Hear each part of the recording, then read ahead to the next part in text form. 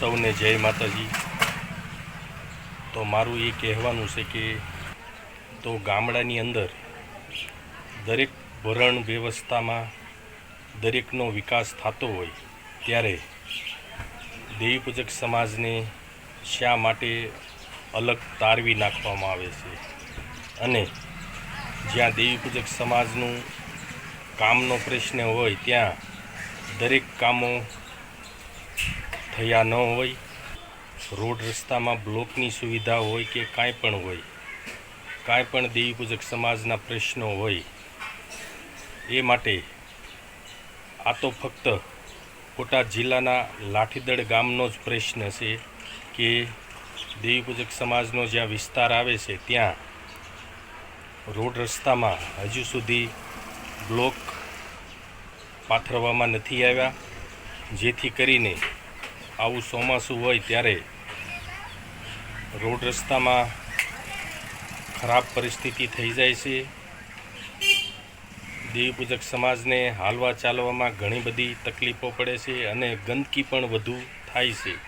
એ માટે દેવી પૂજક સમાજના લોકો સરપંચને અથવા આગળ પણ રજૂઆતો કરતા હોય ત્યારે દેવી પૂજક સમાજના કામો નથી થતા।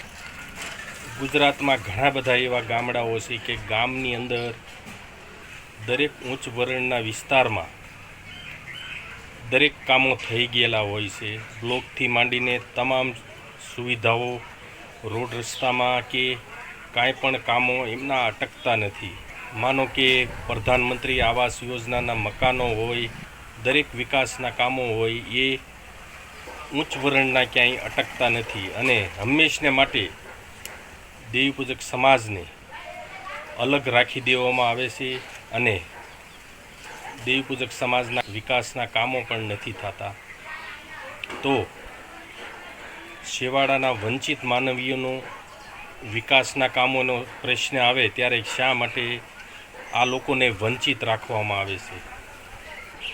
ગામની અંદર વિકાસના કામનો પ્રશ્ન હોય ત્યારે દરેક વર્ણને બરાબર રાખતા હોય, વિકાસના ભાગરૂપે કામ થતા હોય, તો આ ગરીબ વંચિત સમાજોને ક્યારેય રજૂઆત કરવાની આવતી નથી અને વારંવાર સરપંચથી માંડીને તાલુકાના અધિકારી સુધી આજીજી કરવાની આવતી નથી। પણ ક્યાંક ને ક્યાંક સમાજની એકતા ન હોય એ માટે અથવા જાતિવાદના કારણે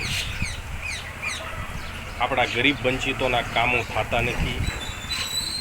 અત્યારે આ ગામ લાઠીદળનો પ્રશ્ન છે, ત્યાં દેવી પૂજક સમાજના લોકો રજૂઆત કરી રહ્યા છે અને કહી રહ્યા છે કે અમારા રસ્તામાં બ્લોક પાથરો, જેથી કરીને અહીંયા ગંદકી ફેલાય નહીં અને લોકો બરાબર રીતે હાલી ચાલી શકે।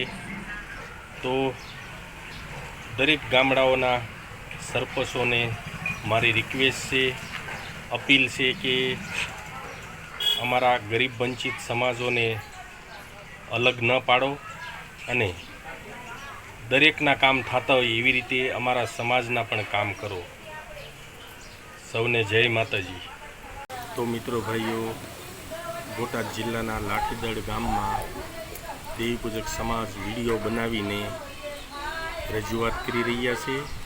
આ વિડીયો જુઓ। માતાજી જય ભગવાન। આ પરાની માલપા જે દેવી પૂજક સમાજ રહે છે, હવે એને હાલવાની કોઈ આ ગંદકીના હિસાબે હાલવાની, છોકરા બીમાર પડે છે, આ બધું અવારનવાર આવું થાય છે। હવે અહીંયા કોઈ ધ્યાન દેતું નથી, ગરીબ ઘર છે, ગરીબ વર્ગ છે એટલે કોઈ ધ્યાન દેતું નથી કે કોઈ તમને કહેતું નથી એટલે કોઈ ધ્યાન દેતું નથી। આ હું નથી કહેતો, જે દેવી પૂજકની વેદના છે એ તમે સાંભળો।